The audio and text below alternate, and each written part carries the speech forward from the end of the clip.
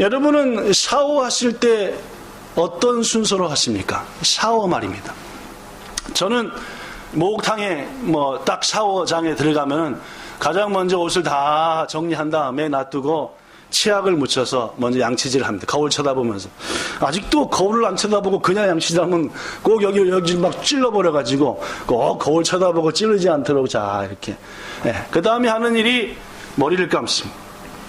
그 다음에 하는 일이 몸에 물을 뿌리고 몸에다 다 비누합니다.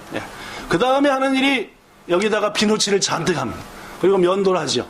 면도 끝나면 마지막으로 그래가지고 얼굴을 씻은 다음에 머리부터 발까지 쫙 헹겨내고 끝내면은 15분, 12분. 이게 틀렸답니다. 여러분, 샤워할 때 뭐부터 해야 될까요? 가라다부터. 그렇죠? 가라다부터. 또 다른 분 어떻게 했어요? 제가 오늘 말씀을 준비하면서 모든 자료들을 다 봤는데 대부분의 자료가 세수부터 하랍니다. 얼굴부터 씻으래요. 왠지 아십니까? 우리가 샤워장이나 목욕탕에 들어가면은 우리 몸의 열과 샤워실이나 목욕탕에 있는 물의 습도 등으로 인해서 갑자기 샤워장의 온도가 고온 다습해진답니다. 온도가 바깥보다 쑥 올라가고 습도가 많아진대. 그러면 가장 먼저 우리 몸에서 영향을 받는 곳이 모공이랍니다.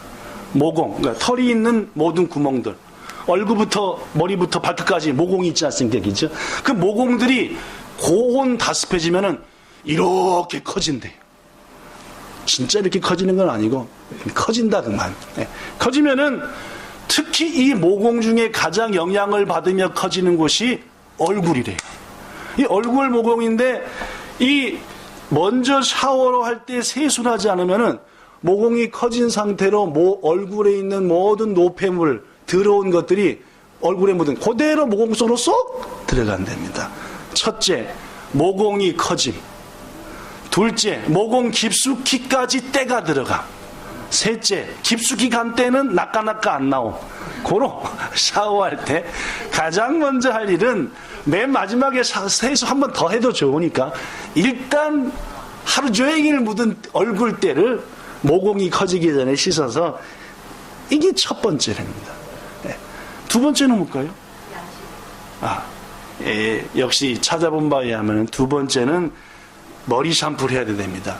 맨 마지막에 샴푸라는 것도 있는데 그 이유는 맨 마지막인 경우는 뿔대로 불어서 비누만 대충 묻혀도 비누 안 묻혀도 다 떨어지니까 마지막에 하라는 것이고 더 강력하게 두 번째 해야 된다 하는 이유는 샴푸와 린스를 하게 되면은 아무리 내가 잘 헹궜다 하더라도 몸에 샴푸나 린스에 찌꺼기가 남는답니다. 특히 린스는 기름이 많아서 가난하지 몸에 붙는데요. 근데 요것이 맨 마지막에 머리를 감게 되면은 몸을 다시 씻을 일이 없으니까 물로만 헹구니까 몸에 붙어갖고 등드름, 가드름, 뭔지 들어보셨습니까? 등드름과 가드름. 석환 씨는 알아요? 역시 앞서가는 사람은 틀리네. 저는 이제 이번 자료를 준비하려고 하는데 등드름과 가드름이 생긴다길래 야, 세상에 한국말이 새로 생겼구나. 등드름과 가드름. 뭔지 압니까, 주집사님? 모르겠지요. 저도 몰랐어요. 찾아봤더니 등에 나는 여드름이 가슴에 나는 여드름이 가드름이랍니다. 한국 떠나온 지 오래되니까 이런 말들도 생겨서 여하튼 샴푸나 린스 등을 통해 몸에 그 찌꺼기가 남아있고 그 찌꺼기가 몸에 여드름을 생기게 한대요. 그래서 피부 트러블이 생겨서 피부가 좋지 못하게 된답니다. 그래서 먼저 샴푸를 하고 나중에 몸을 깨끗이 비누물쳐 칠하면 깨끗하게 된다. 이게 샤워의 순서라고 합니다. 그렇습니다, 여러분. 많은 사람들은 삶을 살아감에 있어서 여러 부분에 자기 나름대로의 순서가 있습니다. 직장에 출근했다. 뭐부터 하는지 정해지죠? 맨 처음에는 뭐부터 할지 모르지만 직장생활 1년, 2년 하면은 직장 가자마자 이거, 그 다음 이거 순서가 있습니다. 물론입니다. 공부할 때도 마찬가지죠? 어떤 사람은 공부 시작하면 순서가 있습니다. 이거부터 하고 이거 하고. 밥 먹을 때도 마찬가지죠. 어떤 분은 물부터 먹고 시작합니다. 어떤 분은 야채부터 먹지요. 어떤 분은 국물부터 떠먹습니다. 또한 운동도 마찬가지입니다. 운동하러 가면 어떤 분들은 맨손 체조부터 하고 어떤 분들은 먼저 유산소 운동부터 하고 순서가 있습니다. 그리고 여러분, 사람들은 순서를 가지고 나름대로 그 순서 속에 살면서 좀처럼 순서를 안 바꾸려고 합니다. 순서를 바꾸면 어떻게 한다고 생각해요? 큰일 나잖아요. 오늘 본문에는 평소 자신이 생각했던 순서를 바꾼 사람이 나옵니다. 순서를 바꿨더니 그에게 놀라운 기적이 임했습니다. 그래서 기근과 가뭄을 통과할 복을 받았지요. 저는 오늘 말씀을 통해서 여러분과 저도 바꿀 순서가 있는가 따져보고, 지금 내가 하고 있는 여러 가지 그 순서 중에 이거 틀렸다라는 거 발견해보고 그 순서를 바꿔 이 시대의 기근과 같은 삶 속에서 그 기근을 통과하는 기적을 체험하게 되시기를 축복합니다. 오늘 본문에 나오는 사람 엘리야와 한 여인입니다. 하나님께서 유명한 엘리야 선지자한테 명령을 내리시죠. 엘리야야, 여기 써졌습니다. 너는 지금 당장 일어나 시돈이라는 곳에 속한 사르밧이라는 지방으로 가서 거기서 살으라. 내가 그곳 과부에게 명령하여 너 먹을 것을 주게 하겠다 라고 명령했습니다. 지금 하나님께서 경건한 선지자한테 사르밧이라고 하라. 이 사르밧은 어떤 곳이냐? 시돈에 속한 곳이다. 잠깐 당시 상황을 얘기해야 됩니다. 이 엘리야 선지자는 구약에 나타난 선지자 중에서 가장 능력 있는 분 중에 한 분인데, 이분이 선지자로 활동할 때 북쪽 이스라엘의 왕이 아합 왕이었습니다. 아합이 누구냐? 북쪽의 왕 19명, 남쪽의 왕 20명, 통일왕국 왕 다 합쳐가지고 약 40몇 명 중의 왕 중에서 가장 악했던 왕, 사악한 왕이 누굽니까? 아합입니다. 이 아합 왕 때에 엘리야 선지자가 활동했어요. 근데 이 아합이 왜 가장 못된 왕이 된지 압니까? 그가 장가를 가는데 그 부인의 이름이 누구냐면은 성은 이씨고 이름은 세벨이라. 그렇지는 않은 것 같기도 하고 이세벨입니다. 이세벨인데 이세벨이라는 여인이 누구냐면 시돈 출신이에요. 사르밧이 있는 시돈 출신입니다. 이 시돈 사르밧의 출신인 이세벨은 거기에 공주였는데, 이게 그쪽 지역은 하나님이 아닌 우상, 사람을 만들어 놓고 뭔가 석상을 만들어 놓고 섬기는 우상을 섬기는 지역이야. 강하게. 그래서 이 이세벨이가 이 우상을 저 이스라엘 땅에 가서도 전파하자. 요새도 이단들이 이 놀라운 신을 전파하자 해가지고 예수 믿는 사람한테 접근하는 것처럼 이 이세벨은 그런 사명을 가지고 이스라엘 왕한테 시집온 사람이었어. 그러니까 속닥 해가지고 남편을 망쳐서 이스라엘의 약 40몇 명의 왕 중에서 가장 악한 왕이 되게 만든 여인이 이세벨이다. 그런데 지금 하나님이 이 이스라엘 땅을 어떻게든지 바르게 세우려고 애쓰던 엘리야 선지자한테 여기를 두고 넌 지금 누구네 땅으로 가라? 이세벨의 땅으로 가라. 그러면 이세벨의 아버지가 우상으로 만들어버린 그 땅에 가서 거기서 그 땅 백성한테 뭐 살라? 얹혀 살라. 여러분, 자존심이 허락하겠습니까? 안 하겠습니까? 아니, 제가 선지자로서 우리나라를 망친 그 장본인의 나라에 가서 그 나라 사람 여인한테, 더구나 혼자 사는 여인한테 얹혀 살라고요? 이해 안 되는 일입니다. 그러나 엘리야는 하나님의 말씀에 순종했고 자신의 사명지, 헌신할 자리를 떠나서 이제 이스라엘 바깥의 땅 시돈의 사르밧으로 갔습니다. 가자마자 한 여인이 이게 피죽도 못 먹은 것처럼 희마리가 한 개도 없는데 나뭇가지를 딱 줍는 거예요. 하나님께서 딱 그 여자가 네가 얹혀 살 여자다 라고 딱 알죠. 그래가지고 이 엘리야 선지자가 그 여인한테 이렇게 말합니다. 본문 10절 읽어볼까요? 엘리야 톤으로 시작. 청하건대 그릇에 물을 좀 가져다가 내가 마시게 하라. 쉽게 얘기하면 뭐 말입니까? 물 좀 주세요. 그 말입니다. 이 말이 실은 별말 같지 않은데 실은 지금 이스라엘도 시돈도 몇 달째 비가 오지 않아가지고 우물고 시내고 다 마른 상황이었습니다. 물 한 그릇 얻기가 보통 어려운 때가 아니었습니다. 근데 어디서 온지도 모르는 사람이 나뭇가지를 한참 줍고 있는 이 여인한테 말하기를 물 한 그릇 주사이다. 야, 이 물이 상당히 아까운데. 그러지만은 그쪽 지역에서는 나그네한테 물을 대접하는 것을 매우 귀한 일로 여겨서 예 하고 물을 가질러 하던 일을 멈추고 집을 향해 가는데 여보 여인 저 물만 주지 말고 이왕이면은 떡도 하나 만들어주면 좋겠소 라고 말. 여기서 떡이라고 하는 것은 밥도 좀 얻어 먹읍시다 그 말입니다. 그렇습니다. 이 여인의 입장에서 볼 때 가뭄으로 인해서 모든 우물이 마른 시점에서 난데없이 나타나 물을 달라는 것도 좀 생각해 볼 일이었는데 이제는 더 한 걸음 나아가서 밥까지 달라고 하니까 요거 맨 처음에 머리만 들고 들이오더니 이제 여기서 살라고 하는구나 이런 마음이 들어가지고 약간 신경질이 날라 했습니다.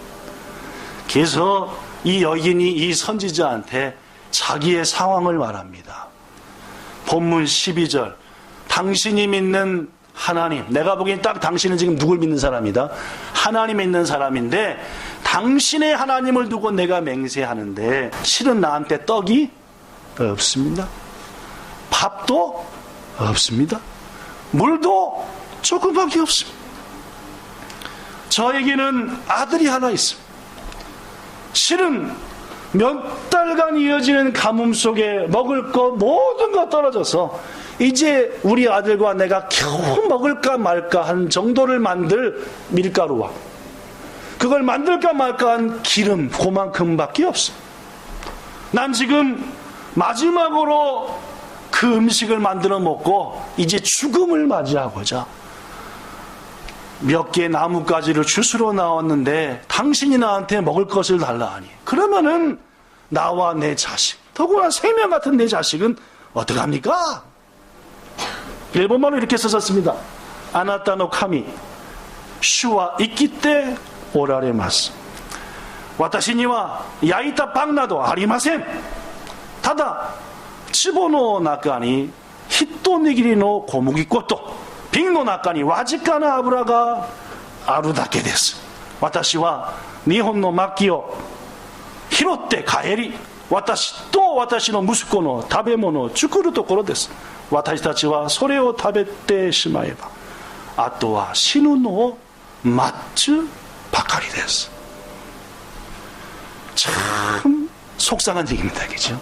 먹을 것이 없어서 이거 딱 먹고 이제는 우리 자식과 죽을 일밖에. 여러분 이 정도 여인이 자기 속마음을 드러내면은 적어도 선지자니까 어떻게 해야 되겠습니까? 내가 미쳤나 보. 당신 맛있게 만들어서 아들과 함께 먹으시오 라는 게 맞나요? 아닌가요? 이제 상식적으로 여러분 뭐 두려워하지 말고 있는 그대로 말입니다. 이 정도 진실되게 얘기하면은 내가 미안하게 됐어 라고 말하는 게 당연합니다. 그런데 엘리야는 웬일인지 가난한 여인에게 다시 한번 말합니다. 13절 두려워하지 말고 가서 네 말대로 하려거니와 먼저 내 것부터 만들라 라고 말. 여러분 사르밧 여인은 그 후에 어떻게 했습니까? 물론입니다. 엘리야 선지자의 말에 순종했고 그 결과 그녀의 집에 밀가루통과 그녀의 집에 기름통이 가뭄이 끝나는 약 3년간 마르지 않는 기적을 체험한 줄로 믿습니다. 이게 오늘 본문의 말씀입니다. 저는 우리들이 잘 아는 오늘 본문 말씀을 통해서 은혜 받을 비결을 우리 마음에 새기고자 합니다. 그건 뭐냐? 바로 이겁니다. 순서를 받고 기적을 체험하자.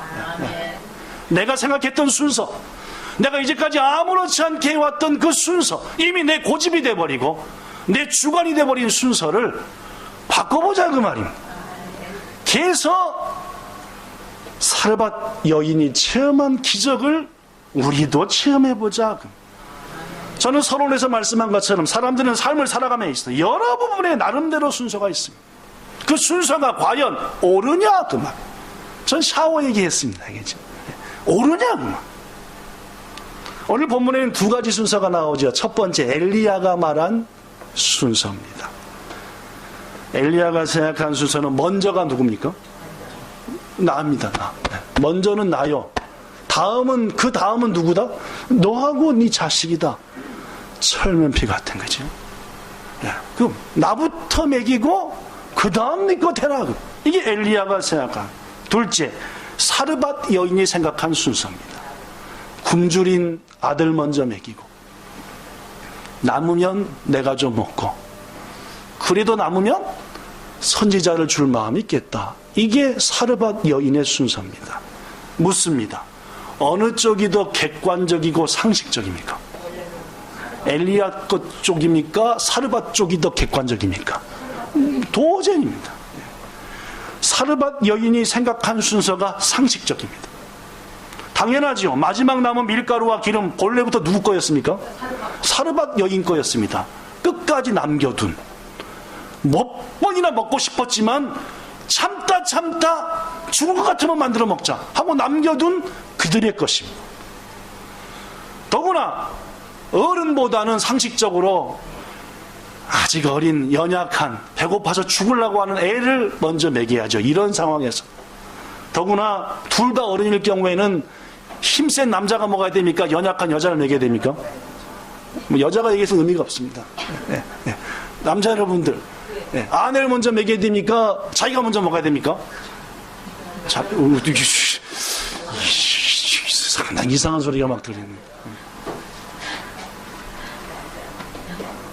지금 엘리야 선지자는 상식적인 순서를 뒤집어 버린 겁니다. 그런데 여러분, 지금 엘리야가 이런 상식을 뒤집은 황당한 순서를 얘기한 것은 엘리야 자신의 뜻입니까? 하나님의 명입니까? 물론이죠.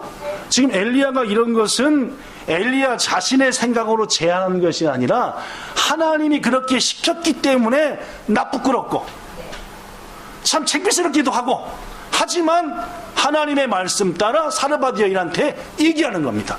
그게 하나님의 뜻이고 거기에 답이 있으니까 하나님께서는 지금 사르밧 여인에게 과감히 순서를 바꿀 것을 선지자를 통해 촉구합니다. 왜냐하면 그래야만이 하나님이 예비한 기적의 축복이 그 여인의 가정에 임할 것이기 때문에 엘리야를 통해서 다시 한번 하나님은 용기를 줍니다. 본문 13절 절대로 두려워하지 말아라.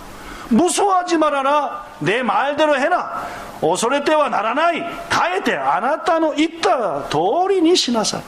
두려워하지 말고 네가 생각한 대로 해도 좋다. 그러나 뭐부터 먼저 알아? 내 거부터 먼저 만들라고.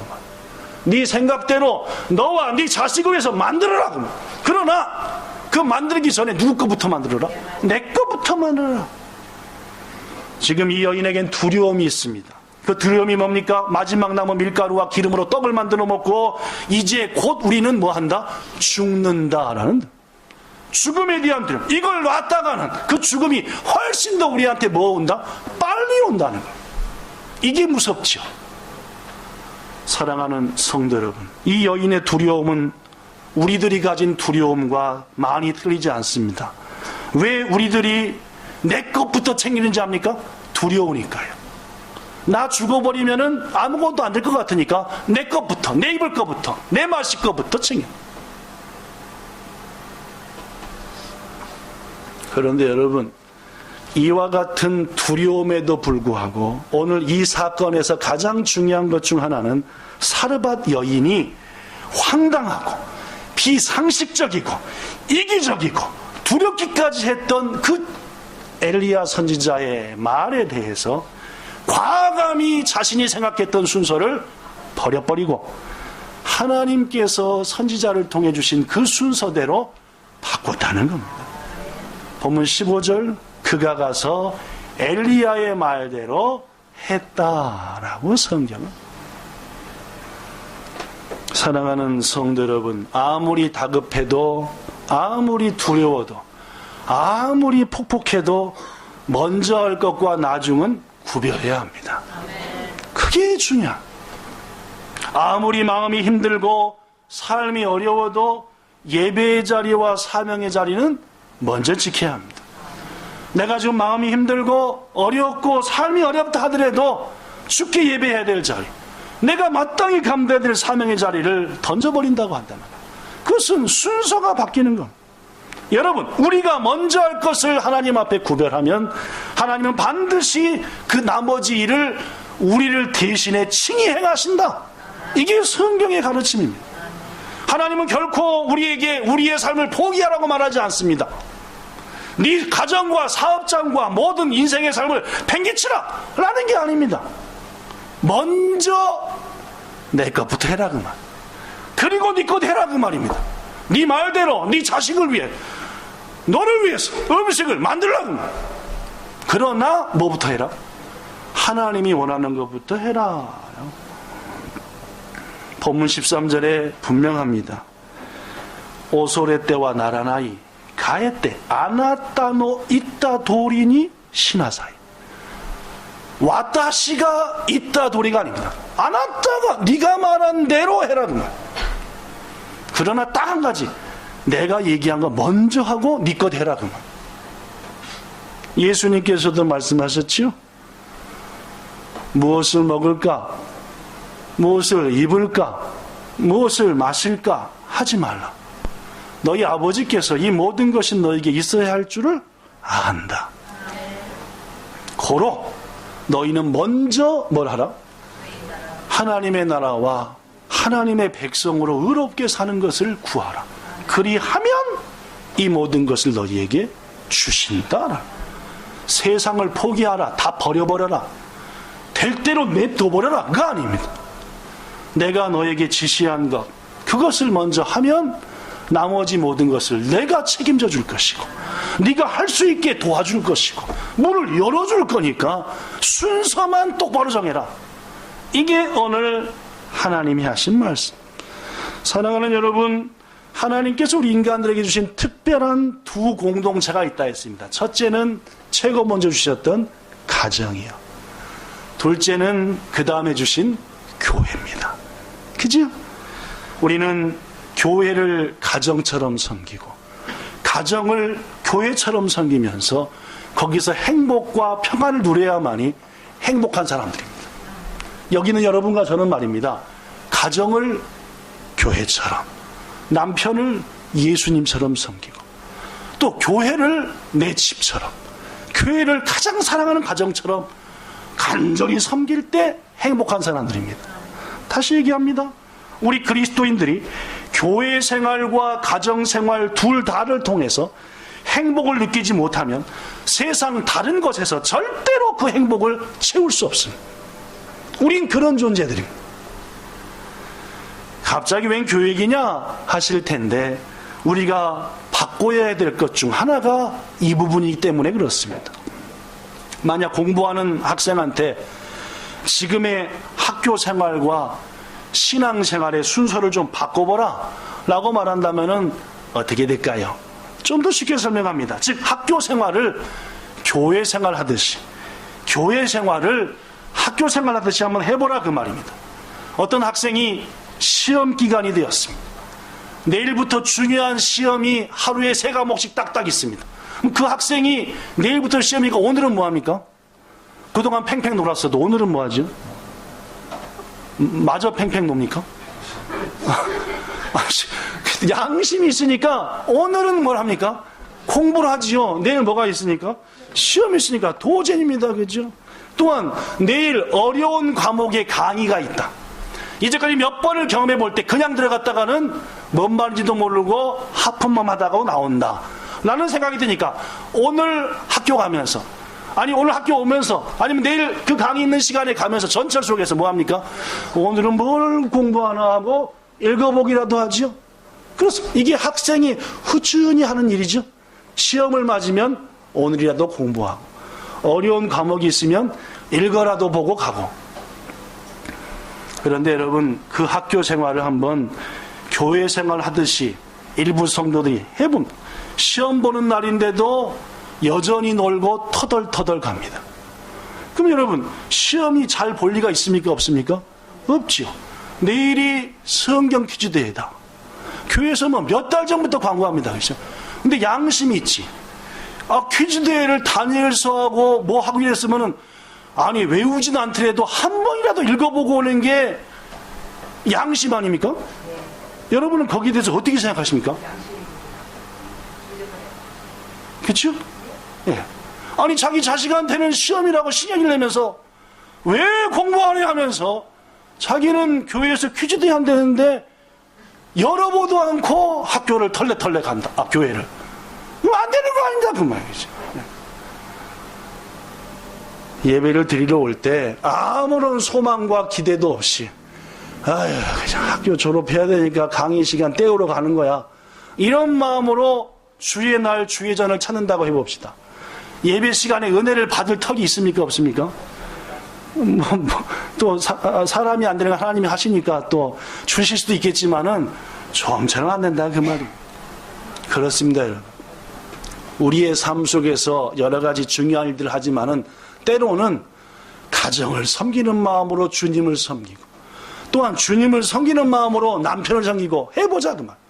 교회에서는 그렇게 헌신하고 천상같이 주님을 섬기다가 집에 가는 딱 순간, 여봐! 이게 하나님을 섬기듯이 남편을 섬기는 게 맞냐 그 말입니다. 예. 교회 애들한테는 희찬아, 여진아, 하은아, 집에 하나! 막 이렇게 한다면은 그게 자기 자식이 봐도 울을 거라 그러죠. 야, 우리 엄마하고 아빠는 진짜 이중인격자야. 아유, 어떻게 그건 당연하지 않겠냐. 귀중하신 여러분, 거듭 말합니다. 우리가 가장 시급히 해야 될 것은 우리들의 우선순위와 그리고 그 모습이 항상 온전한가 따져봐야 합니다. 초대교회의 유명한 교부인 키프리아는 교회는 구원의 방주다 라고 말은 하면서도 교회를 어머니처럼 모시고 섬기지 않는 자는 절대로 하나님을 아버지라 부를 자격도 없고 부를 수도 없다. 기도할 때는 뭐 교회가 무슨 방주요 뭐요 막 하면서도 그 교회를 가정을 섬기듯 어디 부족한 것이 없나, 어디 좀 지저분한 게 없나, 집에서 TV에는 오지게 닦으면서 교회 와서는 의자 위에 한 번도 안 닦아. 이런 사람은 하나님을 아버지라 부를 자격이, 그게 키프리한 얘기입니다. 예. 그는 계속해서 말하기를, 노아 홍수 때에 만약 방주에 들어가지 않고도 구원받은 사람이 하나라도 있다면 오늘날 성도들은 교회 꼭 안 와도 된다 라고 말했어요. 노아 홍수 때 방주에 못 들어간 것은 다 죽었습니다. 고로 교회에 안 들어오면 다 죽는다 그 말이에요. 그게 키프리안이 한 말이에요. 무슨 뭐 시험 들었다는 등, 무슨 재수 없는 게 있다는 등, 교회 뭐 별로 얘기를 당하면서 핑계를 대면서 말로는 뭐 교회는 구원의 방주다 하나님한테 아버지라고 부를 자격도 없으니까 기도할 자격도 없다 그 말. 그런 사람들, 이게 키프리냐로 가는 참 존경스러운 분 아닙니까? 그죠? 사랑하는 여러분, 거듭 말합니다. 우리는 교회 생활과 가정 생활을 통해서 기쁨을 느껴야만이 하나님 안에서 행복한 삶을 사는 그런 그리스도인입니다.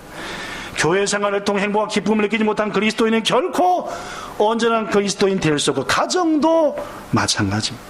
그러면 우리는 지금 내가 뭐에다 중심을 두고 사는지, 특히 직장 생활 하시는 여러분들, 혹시 내가 너무 직장에다만 우선순위를 두고 사는지, 혹은 돈과 사업에만 우선순위를 사는지 살펴봐서, 아버지는 돈 벌어다 준 거 말고 우리 가족을 위해서 해준 게 뭐예요? 이런 얘기를 듣는 가슴 아픈 일은 우리한테는 없어야 한다는 말입니다. 지금 내가 생각하는 순서가 옳은지 묵상해 봅시다. 난 어디를 가장 중시하며 사는지 딱 따져봅시다. 그리고 만약 잘못됐다고 한다면 결심하여 바꿔야 됩니다. 더구나 여러분, 먼저와 나중을 바꾼다 해서 큰일 나느냐, 순서를 바꾼다 해서 나한테 난리가 나버리느냐, 꼭 그런 것도 아닙니다. 여러분, 예를 들면 보십시오. 일주일에 한 번 이상씩은 새벽 예배를 드리자. 역시 영혼이 잘 돼야 육신이 잘 되는 거지 해가지고 일주일에 한 번씩은 새벽 예배를 드리려고 마음 먹고 아침에 딱 나옵니다. 바로 우리 몸에 오는 게 뭡니까? 아니, 일주일에 안 드리던 새벽 예배를 드리려고 월요일 아침 일찍 와서 예배 드리겠다, 회사 출근했다, 벌써 딱 달라지는 게 뭐예요? 뭐 밥 먹을 때부터 머리가 띵 멍해지고 뭐 정신이 한 개도 없어지죠. 그렇지, 몸이 사정없이 피곤해지는 건 사실입니다. 여러분, 그치, 영혼의 살을 찌워야지 해가지고 맨날 인터넷 뉴스만 쳐다보고 이것저것 하는 사람이, 그래 오늘부터 그 내 즐기던 시간을 뒤로 잠깐 빼고 하루에 10분씩은 성경을 읽는다 라고 해봅시다. 물론입니다. 아는 게 확 줄어든 것 같고, 내가 관심 가진 걸 전혀 모르는 바보가 된 것 같고 하는 게 있긴 합니다. 물론입니다. 잠시 기도하러 왔다가 마침 섬길 일이 생겨서 그거 섬긴이라고 내가 세상에 해야 될 귀중한 일 놓쳐버릴 수도 있습니다. 하나님의 교회 사명 맡으면 괜히 신경 쓰이고 그 준비 때문에 토요일 리듬 깨집니다. 미리 와 준비해. 그럴 수 있습니다. 물론 확실히 이렇듯 뭔가 중요한 우선순위를 챙겨보려고 하면 내 몸과 삶에 영향받는 거 맞습니다. 그런데 여러분 생각해 보십시오. 일주일에 한 번 새벽 예배를 드리려고 일찍 일어났습니다. 근데 일찍 안 일어났습니다. 그럼 일찍 안 일어나고 일주일 내내 푹 잤다. 그럼 내 몸이 확 건강해집니까? 하루 종일 바짝바짝 빛나나 그 말, 머리가. 새벽 예배 드려도 안 빛나는 건 마찬가지고, 안 드려도 안 빛나는 건 마찬가지니까 어떻게 하는 게 차라리 낫겠습니까? 주의 은혜를 구하는 게 더 낫지 않게. 마찬가지입니다. 아니, 우리가 우리의 자유로운 시간, 하루에 1시간은 내 자유야 해가지고 게임도 마음대로 하고 오락도 마음대로 하고, 그거 좀 줄인다 해서 내가 오락 시간을, 내 즐거운 시간, 나만의 시간을 10분 빼서 주를 위해 뭔 한다 해서 뺀 10분 때문에 내 인생이 망가지냐 그 말입니다. 그 뺀 10분 때문에 즐겁게 놀지 못해서 스트레스가 다마로 하냐 그 말입니다. 그렇지도 않는다 그 말입니다. 그렇습니다. 우리들이 내 마음속에, 생활 습관 속에 정해놓은 순서를 좀 바꿔도, 우선순위를 좀 바꿔도 실은 우리들이 잃어버릴 것 별로 많지 않다는 말입니다. 더구나 순서를 바꾸면 싹 잃어버릴 것 같아도 절대로 잃지 않고 하나님이 도리어 채워주신다. 이게 오늘 말씀의 핵심입니다. 말씀을 마칩니다. 여러분, 이번 한 주간 저는 여러분과 제가 아무렇지 않게 생각해왔던 순서들을 생각해 보기 바랍니다. 그래서 주님의 뜻이 분명하다면 해왔던 순서 중에 몇 개는 과감히 바꾸셔도 괜찮습니다. 절대 안 죽습니다. 절대 모든 걸 잃지 않습니다. 바꾸셨을 때 사르밧 여인이 체험한 기적이 임하기 시작합니다. 우리 모두에게 순서의 바꿈이 이번 한 주간 일어나 기근과 가뭄을 통과할 수 있는 하늘의 복을 꼭 누리는 여러분들로 나가게 되기를 우리 주 예수님의 이름으로 축복합니다. 기도하겠습니다. 좋으신 하나님, 우리는 고집이 정말 셉니다. 한번 내가 생각한 순서는 처음처럼 안 바꾸려고 합니다. 그러나 그 순서가 실은 나를 곤고하게 만들고 내 삶을 열리지 못하게 하는 것이고, 나를 결국 그것만 먹고 죽게 만드는 길로 만들 수 있음을 우리들이 알아야 합니다. 철면피 같았고 도대체 생각 없는 선지자 같았지만 그는 분명 하나님의 뜻을 가지고 말합니다. 바꾸라. 그래야 산다. 이 여인은 그 말을 아멘으로 믿었고 바꿨더니 3년의 기근이 기적의 날들이 되었음을 우리는 말씀을 통해 아오니, 이 기적을, 이 기근의 시대에 우리 모든 본향 성도들에게, 이 시간 함께한 지들에게 주시옵소서. 이번 한 주간 바꾸게 하시고 승리하게 하시기를 믿사오며 우리 주 예수님 이름으로 기도드리옵나이다. 아멘.